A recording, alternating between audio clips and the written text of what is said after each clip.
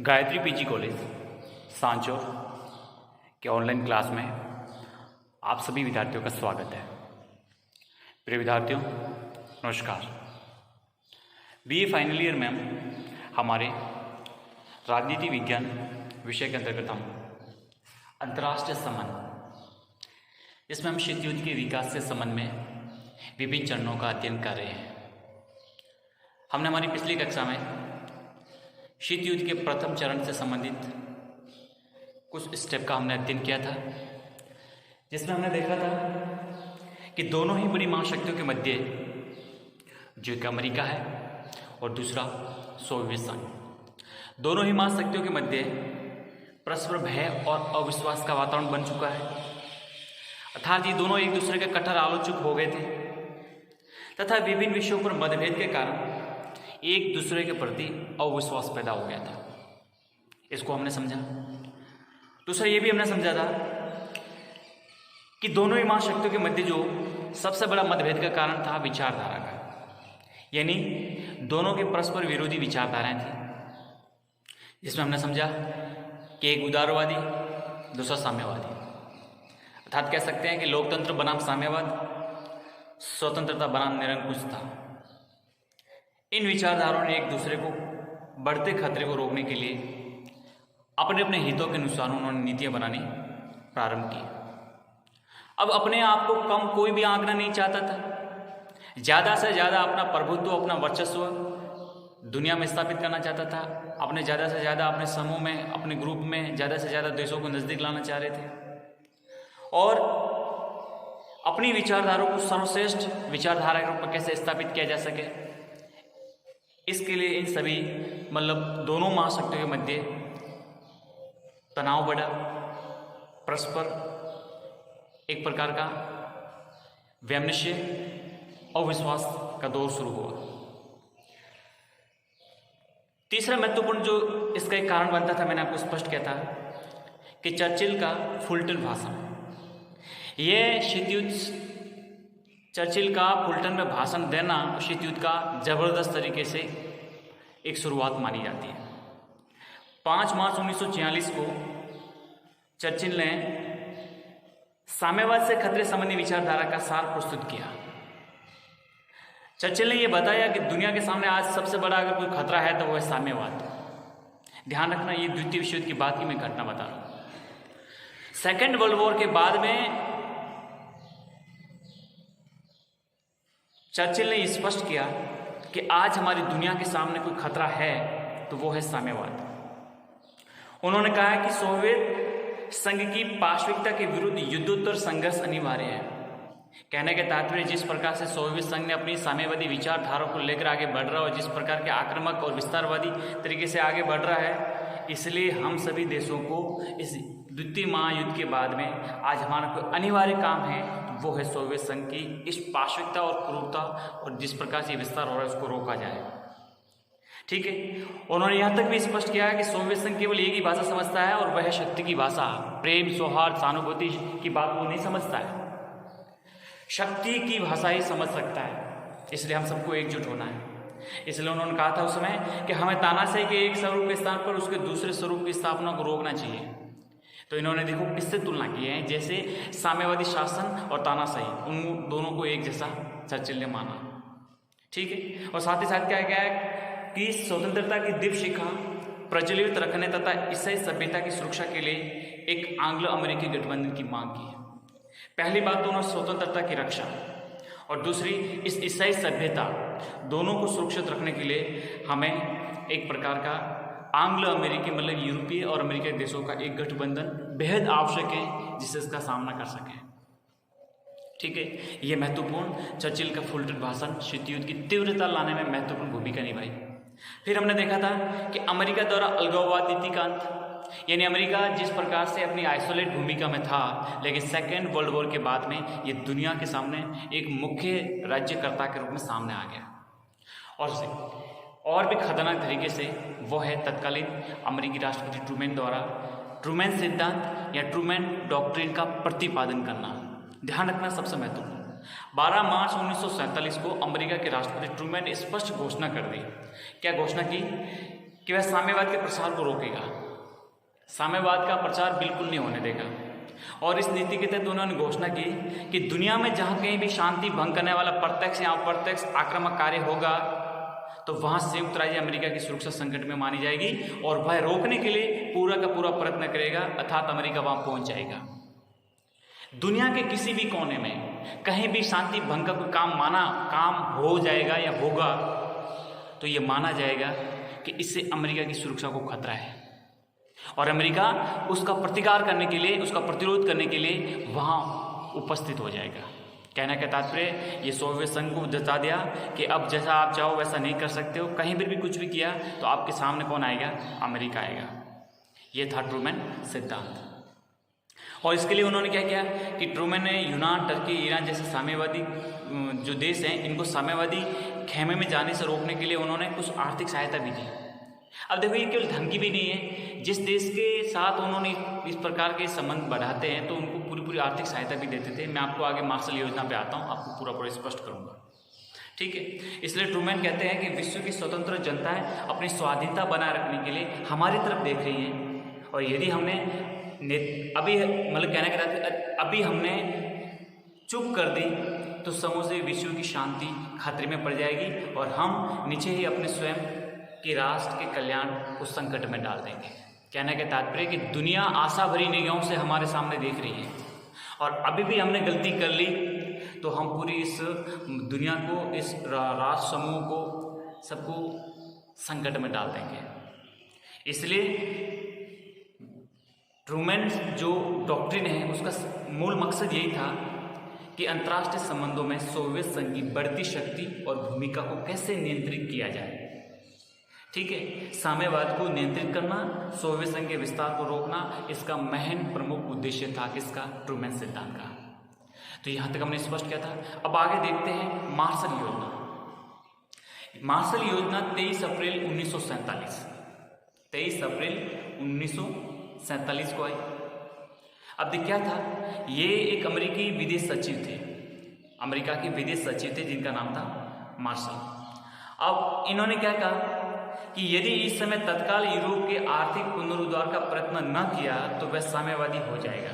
कहने का तात्पर्य आप सभी को पता है कि सेकेंड वर्ल्ड वॉर के बाद में यूरोप धराशायी हो चुका था, यूरोप अपने पैरों पे खड़े होने लायक था नहीं। और जिस प्रकार से सोवियत संघ ने यूरोपीय देशों को अपने ग्रुप में, अपने खेमे में मिलाने के लिए जिस प्रकार से उन्होंने काम शुरू किया तो अमेरिका को ये महसूस हुआ कि अगर हमने कुछ नहीं किया अभी वर्तमान में तत्काल रूप से तो पूरा यूरोप हमारे हाथों से चला जाएगा और इस सोवियत संघ को फिर रोक पाना बहुत मुश्किल हो जाएगा। तो फिर क्या किया, तत्कालीन जो विदेश सचिव थे अमेरिकी, मार्शल ने ट्रूमैन को स्पष्ट कहा कि अभी हमने तत्काल रूप से यूरोप के आर्थिक पुनरुद्धार यानी कुछ आर्थिक सहायता यूरोपीय देशों को नहीं दी तो यहाँ पूरा साम्यवाद का प्रभाव हो जाएगा और सभी साम्यवादी देश हो जाएंगे। परिणाम स्वरूप राष्ट्रपति ट्रूमैन ने मार्शल द्वारा दिए गए सुझाव के अनुसार पश्चिमी यूरोपीय देशों के आर्थिक पुनर्निर्माण तथा इन देशों में व्याप्त बेकारी, भूखमरी, निर्धनता, साधनहीनता और अव्यवस्था को समाप्त करने के लिए मार्शल योजना शुरू की। समझ में आया स्पष्ट तौर से। मार्शल ने ट्रूमैन को बोला, ट्रूमैन ने बिल्कुल कहा कि उनकी यूरोपीय देशों की आप पूरा सहायता करिए, पुनर्निर्माण के लिए जो भी जिस प्रकार के साधनों की आवश्यकता पड़े बिल्कुल दीजिए। क्योंकि तत्कालीन समय में यूरोप में क्या था, बेरोजगारी थी, भूखमरी थी, गरीबी थी, साधनहीनता थी और अव्यवस्था फैली हुई थी, क्योंकि ये सेकेंड वर्ल्ड वॉर में बिल्कुल बर्बाद हो चुके थे। अब इनके लिए बहुत बड़ी चुनौती थी कि कैसे करें, क्या करें, किस प्रकार से करें।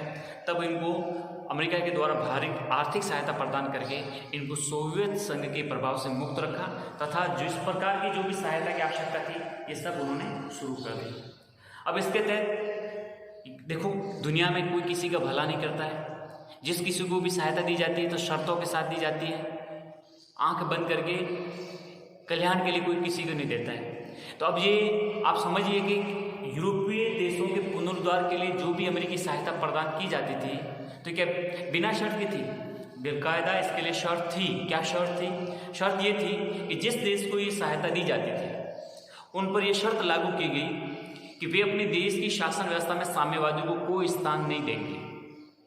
अतः एक साम्यवाद में अवरोध की नीति थी। इस योजना के तहत 6 यूरोपीय देशों को आर्थिक सहायता प्रदान की। कहने का तात्पर्य कि हम आपको आर्थिक सहायता तो दे रहे हैं, पर कंडीशन ये है कि आप अपने देश में साम्यवादियों को पनाह नहीं देंगे, कोई स्थान नहीं देंगे, न शासन व्यवस्था में, न दलीय व्यवस्था में, किसी प्रकार से नहीं। कोई समूह ग्रुप किसी प्रकार का आपके देश में नहीं बनना चाहिए। तो आप जैसा कहते हैं हम आपको उसी प्रकार की सहायता प्रदान करेंगे, ये बिल्कुल उन्होंने स्पष्ट कर दिया। तो ये शर्त लगा दी गई कि हम आपको सहायता देंगे, लेकिन शर्त ये रहेगी कि आप अपने देश में किसी भी प्रकार के साम्यवादी आंदोलन, साम्यवादी गुट, साम्यवादी समूह या मजदूर संघ, ऐसे किसी भी प्रकार से आप पनपने नहीं देंगे। अगर ये शर्त मंजूर है तो हम आपको पूरी आर्थिक सहायता देने के लिए तत्पर है। इस प्रकार से ये जो साम्यवाद की अवरोध की नीति थी मार्शल योजना के तहत ये ट्रूमैन ने जो लागू किया, इसका मूल मकसद यही था कि जैसे भी कुछ भी करके साम्यवाद को बढ़ने से रोका जाए, तथा इस मार्शल योजना के तहत तत्कालीन समय में कुल 6 यूरोपीय देशों को उन्होंने अपनी सहायता प्रदान की। अब जब ये मार्शल योजना आ गई, ट्रूमैन डॉक्ट्रिन का प्रतिपादन कर दिया, तो क्या सोवियत संघ चुपचाप बैठेगा? नहीं बैठेगा, वो भी कुछ प्रतिक्रिया करेगा, वो भी कुछ उसका रिएक्शन देगा। तो अब सोवियत संघ ने क्या रिएक्शन दिया?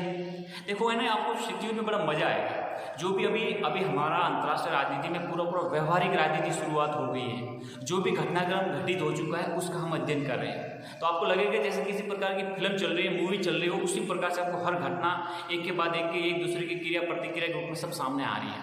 तो आपको बड़े मन और पूरे दिल से आप पढ़िए, बहुत इंटरेस्टिंग टॉपिक है, अच्छे ढंग से समझ में आ जाएंगे, किसी भी प्रकार से आपको कोई इसमें दिक्कत नहीं आएगी। तो अब हम देखो, ट्रूमैन डॉक्ट्रिन दे दी, मार्शल योजना दे दी। अब देखते हैं इन दोनों के खिलाफ सोवियत संघ क्या प्रतिक्रिया करता है। देखिए, सोवियत संघ ने क्या किया कि मार्शल योजना का बहिष्कार करने का तय कर दिया। बोले कि ये नहीं, मार्शल योजना का पूरा बहिष्कार करेंगे। क्यों? क्योंकि ये इसके खिलाफ थी, सोवियत संघ के हितों के खिलाफ थी, और मार्शल योजना थी वो साम्यवाद के प्रचार को रोकना चाहती थी। इसलिए इन्होंने कहा कि कुछ भी करो, इसका बहिष्कार करो।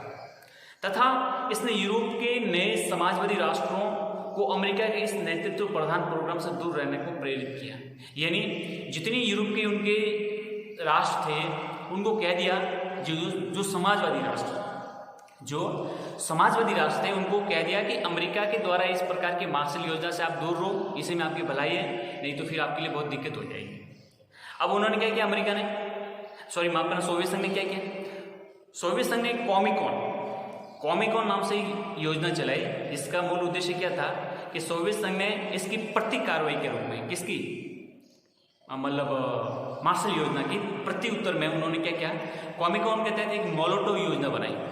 मोलोटोव योजना तथा पारस्परिक आर्थिक सहायता परिषद, जिसको कहा जाता है council of mutual economic assistance, Comic-Con इसको कहा जाता है, का निर्माण किया। ठीक है, ताकि समाजवादी राज्यों की आर्थिक सुदृढ़ता के लिए कार्य किया जा सके। समझ गया?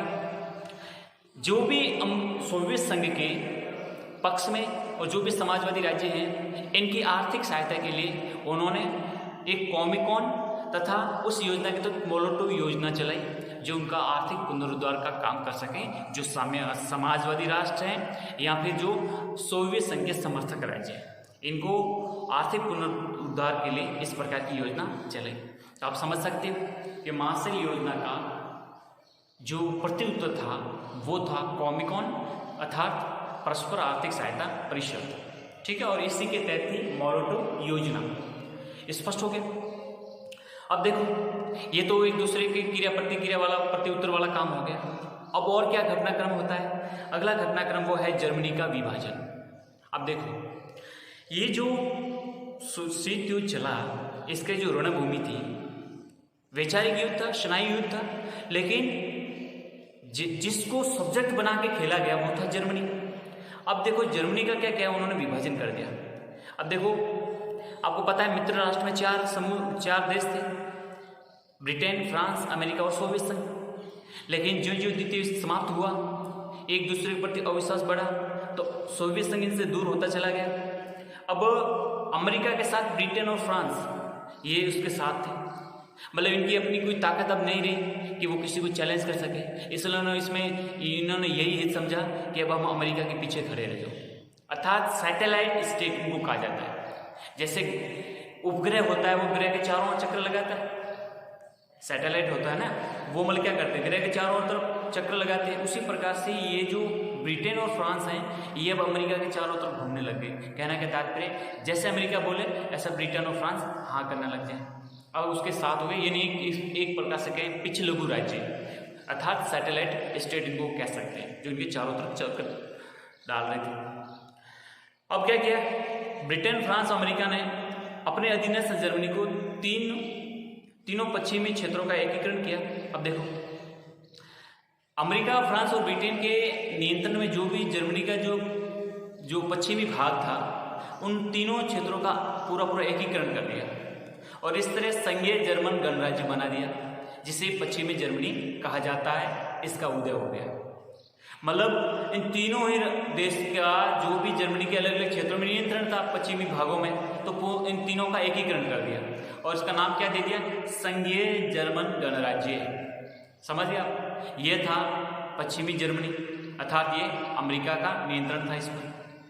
अब इसके प्रति उत्तर में क्या किया, जर्मनी में जो रूसी क्षेत्र में जर्मनी का वो हिस्सा जहां पर रूस का प्रभाव था, सोवियत संघ का प्रभाव था, अब इसको जो पूरा नियंत्रण था सोवियत संघ का, इसका नाम दे दिया जर्मन प्रजातंत्र गणराज्य। इसकी स्थापना होगी और इसे कहा जाता है पूर्वी जर्मनी। अब जो मतलब कहने का मतलब जर्मनी को दो भागों में विभाजित कर दिया। पूर्वी जर्मनी का जो हिस्सा था वो सोवियत संघ के नियंत्रण में आ गया। पश्चिमी जर्मनी का जो क्षेत्र था वो अमेरिका, फ्रांस और ब्रिटेन तीनों को मिलाकर उन्होंने अपना नियंत्रण स्थापित कर दिया। अब पश्चिमी यानी अमेरिका के द्वारा जो स्थापित उसका नाम था संघीय जर्मन गणराज्य और सोवियत संघ वाला था वो था जर्मन प्रजातांत्रिक गणराज्य। इस नाम से दो अलग अलग राज्यों की स्थापना हो गई। समझ गया। अब जर्मनी का तो विभाजन हो ही गया। अब और क्या होता है, बर्लिन की समस्या पैदा हो गई, यानी अब बर्लिन को भी तोड़ना उन्होंने शुरू कर दिया। क्या हुआ देखो, बर्लिन में नई मुद्रा शुरू करने के निर्णय के परिणाम स्वरूप बर्लिन में पश्चिमी हस्तक्षेप को कम करने के विचार से सोवियत संघ ने अपने अधिकृत क्षेत्र में आर्थिक सुधार तुरंत लागू करने का निर्णय किया। कहने के तात्पर्य, जब नई मुद्रा शुरू की सोवियत संघ ने और उसका मकसद यही था सोवियत संघ का कि यहाँ पर बर्लिन में पश्चिमी हस्तक्षेप को कैसे कम किया जा सके, इसलिए उन्होंने क्या किया कि अपने नियंत्रण में जो भी क्षेत्र था उसमें आर्थिक सुधार तुरंत लागू करने का निर्णय कर लिया। अब बर्लिन में अब पश्चिमी मुद्रा और वस्तु का आयात को रोकने के लिए सोवियत संघ ने बर्लिन की नाकाबंदी कर दी। अब किसी भी प्रकार से पश्चिम के देशों से जो भी वस्तुएं आयात है उसको कैसे रोका जा सके, इसलिए उन्होंने बर्लिन की नाकेबंदी कर दी। अब जिसके प्रति उत्तर में पश्चिमी शक्तियों ने क्या किया, बर्लिन में एयरलिफ्ट योजना को आरंभ कर दिया। यानी आपने सड़क मार्ग रोक दिया, रेल मार्ग रोक दिया, तो अब पश्चिमी शक्तियों ने क्या किया, ऊपर से मतलब हवाई मार्ग से बर्लिन में एयरलिफ्ट, समझ गया, जो एरोप्लेन है उनसे उन्होंने वहां पर अपना काम शुरू कर दिया गया। अब इनमें गतिरोध तो पैदा हुआ जब मॉस्को ने नाकाबंदी उठाने से तथा अमेरिका ने एयरलिफ्ट समाप्त करने से इनकार कर दिया। अब मॉस्को मतलब सोवियत संघ ने कह दिया कि मैं नाकाबंदी नहीं समाप्त करूंगा, नहीं हटाऊंगा। अमेरिका ने कह दिया तुम नहीं हटाओगे तो मैं एयरलिफ्ट भी बंद नहीं करूंगा। तो इस प्रकार से दोनों देशों में तनाव जबरदस्त तरीके से बढ़ा और सोवियत संघ की जिद थी कि पश्चिमी शक्तियों को बर्लिन खाली कर देना चाहिए तथा अमेरिका ने तब तक बर्लिन न छोड़ने का निश्चय तय किया कि जब तक जर्मनी को फिर से एक नहीं किया जा सकता। दोनों के अलग अलग हितों के आधार पर यह तय कर लिया कि अब हम किसी प्रकार से इसको छोड़ने वाले नहीं हैं। स्पष्ट हो गया। दूसरा देखो क्या हुआ, ये बर्लिन की समस्या हुई, साथ ही साथ अमेरिका के द्वारा नाटो की स्थापना हो गई। NATO north Atlantic treaty organisation एक सैनिक संगठन सामूहिक सुरक्षा के नाम पर हो गया। 4 अप्रैल 1949 को अमेरिका के नेतृत्व में नाटो जैसे एक सैनिक संधि का निर्माण किया। इसमें मुख्य कर्ता राज्य कौन है, अमेरिका।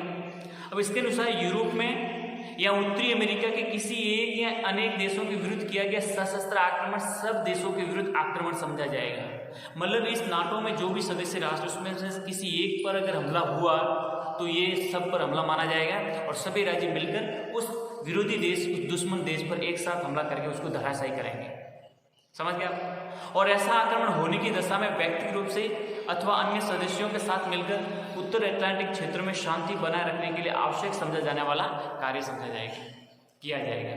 तात्पर्य हो गया स्पष्ट कि अगर एक पे हमला तो सब पे हमला माना जाएगा और सब मिलकर उसका प्रत्युत्तर देंगे, और उनको जो भी उपयुक्त लगेगा कि इसके लिए क्या कदम उठाना चाहिए तो वो कदम उठाने के लिए बिल्कुल तैयार है। ये नाटो एक प्रकार से सैनिक संधि के रूप में अस्तित्व में आया और एक संगठन हो गया। अब यही नहीं, इसी चरण में और क्या होता है आपको पता है, 1949 में हमारा पड़ोसी देश चीन में साम्यवादी क्रांति हुई। एक साम्यवादी चीन के रूप में उद्भव हो गया। पूरा माओ के नेतृत्व में जो ये क्रांति हुई, इसका पूरा सपोर्ट सोवियत संघ का था। सोवियत संघ ने पूरी उन्होंने सहायता प्रदान की। तो अक्टूबर 1949 में चीन में साम्यवादी शासन की स्थापना हुई, जिसे शीत युद्ध में उष्णता आ गई। मतलब देखो, पहले एक बहुत बड़ा देश केवल सोवियत संघ था, अब बहुत बड़ा विशाल क्षेत्र वाला देश एक और आ गया जिसका नाम था चीन।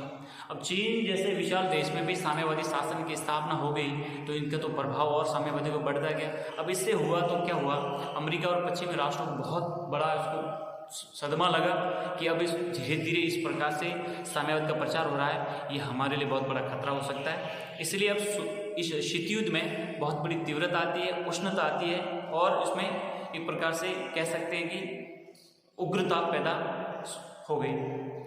अब अमेरिका नहीं चाहता था कि सोवियत संघ का कोई राज्य उसका समर्थक बने और यहाँ उसका प्रभाव बढ़े। अमेरिका को बिल्कुल ही फूटी आंखों नहीं सुहाता था कि कोई भी सोवियत संघ के पक्ष में खड़ा हो जाए या उसके पास खड़ा हो जाए, वो बिल्कुल नहीं चाहता था। वो तो बिल्कुल इसको समाप्त करना चाहते थे कि साम्यवाद का अंत होना चाहिए। लेकिन जब चीन जैसे इतना बड़ा विशाल देश भी एक साम्यवादी क्रांति के तहत साम्यवादी शासन की स्थापना होगी तो अमेरिका को बहुत बड़ा धक्का लगा कि ये बहुत हमारे लिए खतरा हो सकता है। ठीक है, तो ये साम्यवादी चीन का उद्भव हुआ, ये भी इसने भी शीत युद्ध में बढ़ाने में बहुत बड़ी भूमिका निभाई। अब अगला है कोरिया की समस्या। अब देखो, आपने देखा होगा उत्तरी कोरिया दक्षिण कोरिया। अब हुआ क्या कि 1950 में कोरिया के युद्ध ने शीत युद्ध को बहुत बड़ी उग्रता प्रदान की। उत्तर कोरिया ने दक्षिण कोरिया पर आक्रमण किया। किसने किया? उत्तर कोरिया ने। किस पर किया? दक्षिण कोरिया पर। आक्रमण से पैदा हुई स्थिति ने अमेरिका तथा पश्चिमी शक्तियों को लोकतांत्रिक दक्षिणी कोरिया के साम्यवादी उत्तरी कोरिया के विरुद्ध सहायता करके साम्यवाद पर नियंत्रण करने का अवसर प्रदान किया। अब देखो, जो उत्तरी कोरिया है वो साम्यवादी है और दक्षिणी कोरिया है वो लोकतांत्रिक है और अमेरिका के मतलब पश्चिमी शक्तियों के नज़दीक है। अब इन्होंने ये देखा कि अब ये अच्छा मौका है कि इन साम्यवाद को कैसे नियंत्रण किया जा सके, एक उनको एक अच्छा अवसर मिला। उत्तर कोरिया में सोवियत संघ तथा चीन का समर्थन था, इन बड़ी शक्तियों का पूरा समर्थन था, जबकि जो दक्षिण कोरिया है उसको अमेरिका तथा पश्चिमी शक्तियों का पूरा समर्थन था। अमेरिका ने सुरक्षा परिषद में इस पर सहमति प्राप्त कर ली कि कोरिया में सामरिक सुरक्षा व्यवस्था लागू करने की आवश्यकता है, परंतु सोवियत संघ ने इसका पूरा कड़ा विरोध किया।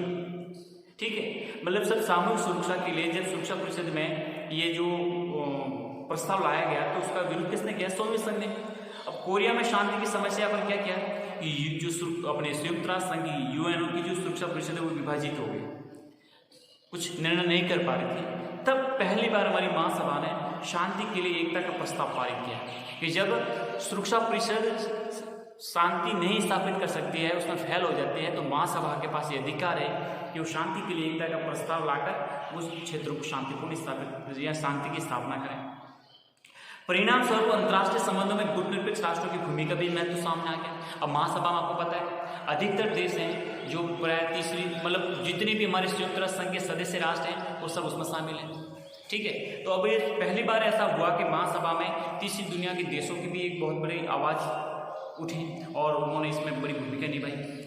ठीक है, फिर दोनों महाशक्तियों को ये अनुभव हुआ कि शीत युद्ध जीतने के लिए गर्म युद्ध की अपेक्षा की जानी चाहिए। ठीक है, तो एक प्रकार के तनाव बढ़ाने में कोरिया की समस्या भी बहुत बड़ी महत्वपूर्ण भूमिका आगे बढ़ी। साथ ही साथ फिर क्या कि अमेरिका ने जापान के साथ संधि कर ली। सितंबर 1951 में सैन फ्रांसिस्को सम्मेलन में एक बहुत बड़ा सम्मेलन आयोजित हुआ जिसमें जापान के साथ शांति संधि हुई। किसकी? अमेरिका की। साथ ही जापान के साथ अमेरिका ने एक प्रतिरक्षा संधि की, इससे उसे जापान में अपनी सेना रखने का अधिकार मिल गया। अब अमेरिका ने ये जिम्मेदारी लेगी कि हम आपकी सुरक्षा की जिम्मेदारी हम लेते हैं, बशर्ते कि आपके वहाँ अमेरिकी सेना को रखने का अधिकार मिल जाना चाहिए। जापान ने मान लिया और ये संधि होगी। तो अब जब जापान चीन उत्तर कोरिया से ज़्यादा दूर नहीं है। ठीक है, अब इनको सोवियत मतलब संघ के समर्थक राज्यों को और साम्यवादी राज्यों को बहुत बड़ा खतरा महसूस हो रहा था कि यहाँ पर अमेरिका की सेना है तो हमारे लिए खतरा है। ठीक है। तो इस प्रकार से इस संधि को सोवियत संघ ने क्या कह दिया, एक पक्षीय करार कह के उसकी निंदा की। ठीक है, तो ये हमने देखा प्रथम चरण में इस प्रकार से इन राज्य मतलब विभिन्न घटनाक्रमों के आधार पर दोनों ही महाशक्तियों के मध्य तनाव बढ़ता है और शीत युद्ध में उग्रता आती है।